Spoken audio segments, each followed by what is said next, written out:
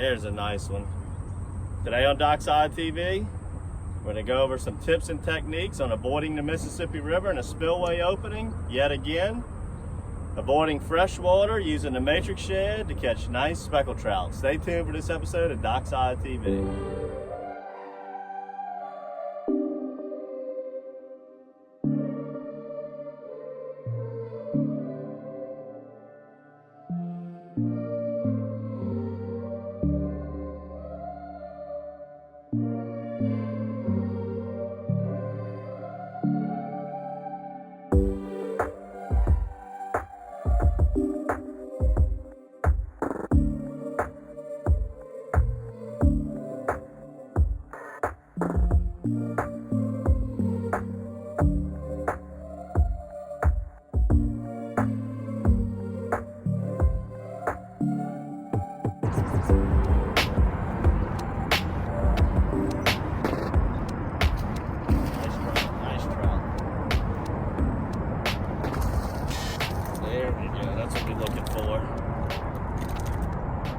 This is what you want to look for during spillway years is you got to kind of think outside of the box. Usually this time of year in the spring we're out there on the bridges, as you can see them in the background, but the river water's plaguing the lake, so we like to fish some of these man-made canals. Keeps the water clean, it's deeper, you get salt on the bottom, helps out. What we're doing, where I just found them just now, right off of this point, at the mouth of a canal here, the tide is sweeping into here and going down the canal, and these fish are sitting right off this ledge. Just doing the old Pontchartrain pop, same technique as the bridges.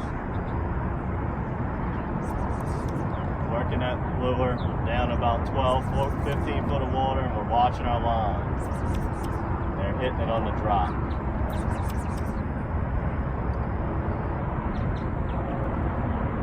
When you see me lean over like that, that means I'm coming off that drop and I didn't feel it hit the bottom, so I'm giving it more slack to get down to the bottom. You always want to be making contact with the bottom when you're fishing these jigs. I like to use the tiger bait a lot during spillway years. The water's far from emerald green, and I just find that this lure does a very good job in staying the dirty water. And a lot of times when you're fishing this deep water like this,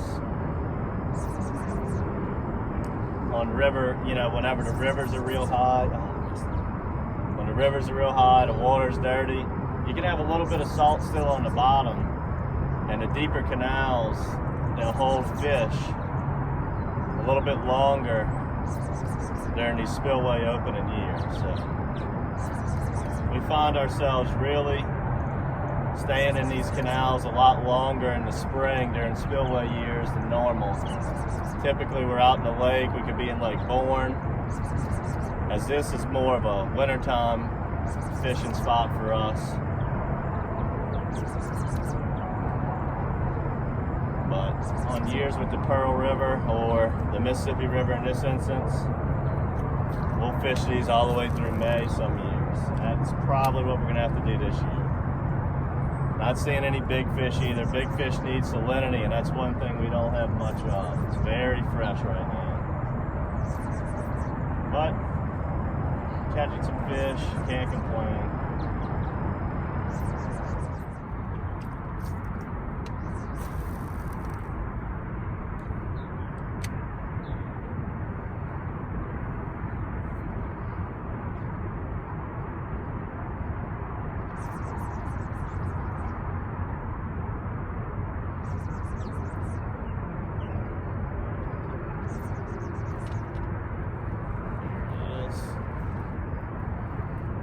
Like a keeper.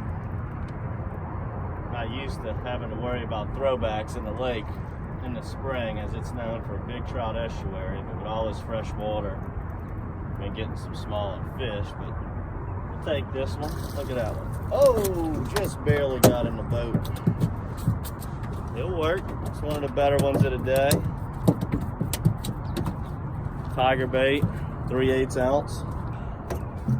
Catching them like that right there. Good quality, 16, 17 inch fish. See if we can get another one. I had 2 or 3 bites on that cast. And as you could see earlier, I was working it more off that point. Now, that cast was dead in the middle. I had a few bites on that cast. That's what you want to do when you find a group of fish. You want to just kind of slide around with the trolling motor. You'll work out a little school to the left, kind of wear them down, catch 4 or 5. They get a little bit smart and keen to the fact that you're there. Then you just slide over. Hopefully it's a big enough school you can kind of just move over a little bit to the right, a little bit to the left, and keep working on it. Got a beautiful falling tide, slick calm conditions. Could use a little wind today. The gnats they're out. They're not out of control, but they're definitely out today. Got a squall line approaching us from the north, coming from northwest Louisiana. Maybe it'll get these fish charged up today.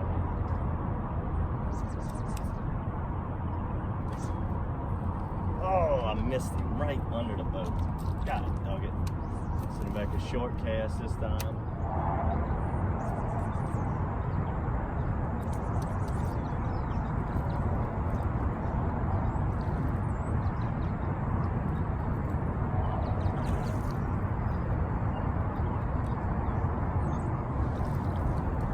That I hadn't got into those in a long time around here. Little hybrid stripers or white bass, whatever you call them. Getting a lot of bites right here now. Some are speckled trout, obviously some are the white bass. Growing right here in this current line. A lot of times we forget to go over the knot that we use out here. It's called a polymer knot. You go to the end of the line, you fold it over about a foot, 12 inches above it. You put a double line through there.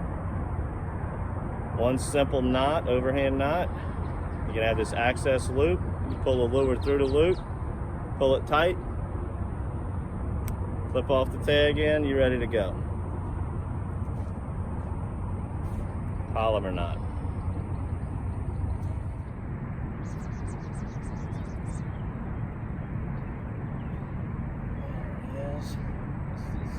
This little bite. Got one tail walking here. Slightest little bite. Don't even really set the hook. I just kind of reeled in. Just got it choked down.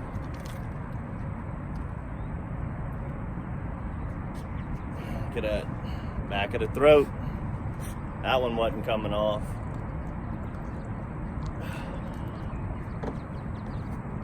Take it. I could feel him. Let me talk about one more thing. I got this fish in my hand. Can't really hear it, but I could feel it. It's got that little bass croaking going on. We've gone over this a few times in our videos. That's a male trout. That's their spawning call. That tells you right there it's spawning season. Good thing with the Matrix, man. This bait's so durable. You know, you pull the tail down a little, you just push it back up. You get another 10 fish off of one lure.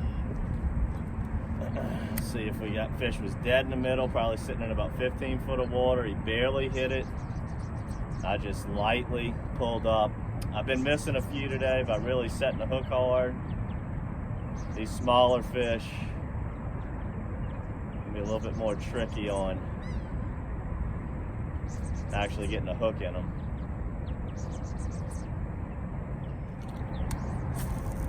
The angles of your presentation can mean a lot too.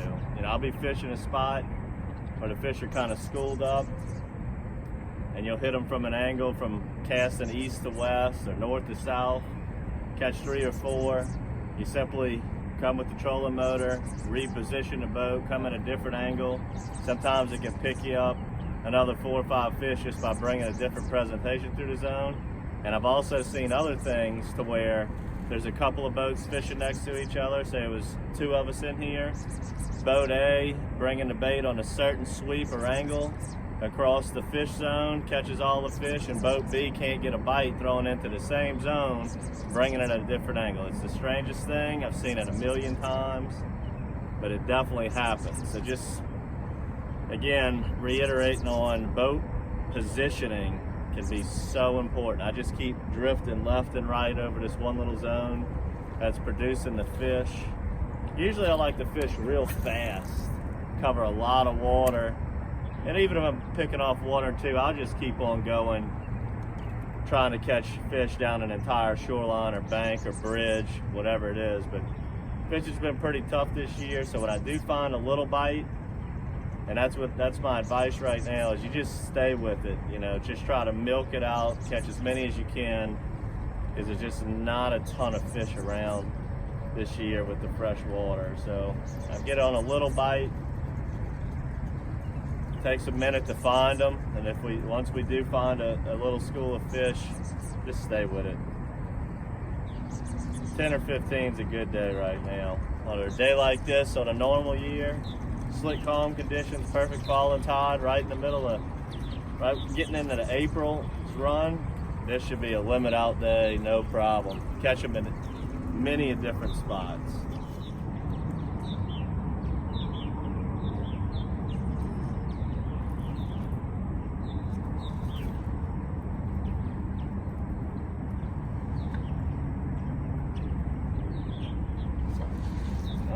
That's a throwback.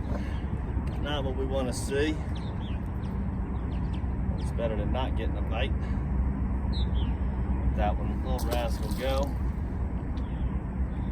And again, having a lot of fresh water. Having a lot of fresh water in an area, that's going to produce more throwback fish. I've had years in this lake, multiple years, where you don't see a throwback all year. And then I've seen years, I get on a run where I'm catching 5 throwbacks to a keeper. Fresh water's the key. The more fresh water you have, the more nutrients you get. It can help the fishery in the long run, but it's not a good thing for that particular year. Redfish seem to like it though, so we should have a good redfish season.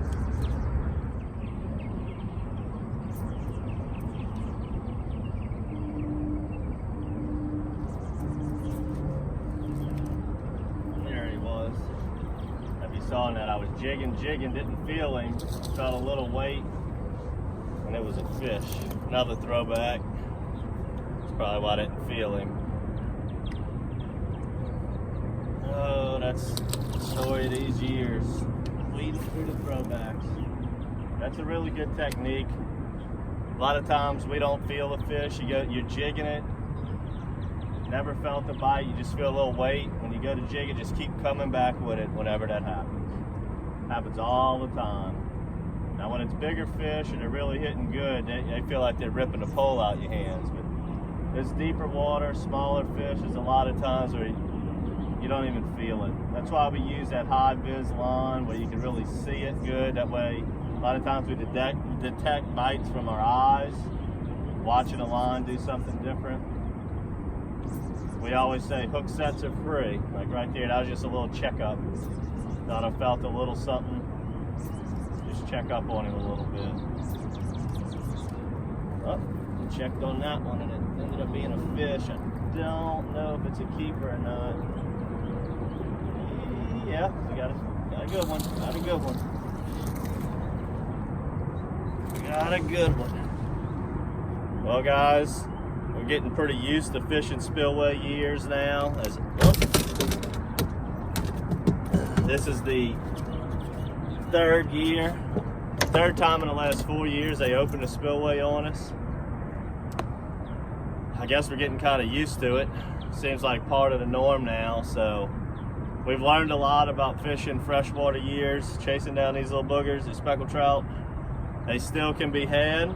So it's hard years, difficult years, but March and April, always great months. May, great months. So you'll be able to, if you can find them, they're gonna eat. I hope this video helped out showing you how to target speckled trout during a lot of, an abundance of fresh water, no matter what kind of river systems dumping into your area, plaguing fresh water. But make sure to check out all our Dockside TV episodes. We have plenty fishing during spillway openings. Check them all out. Every year's a little bit different, but we do find the fish in the spring. Until next time, good fishing. Make sure to stay up to date with all of our Dockside TV episodes.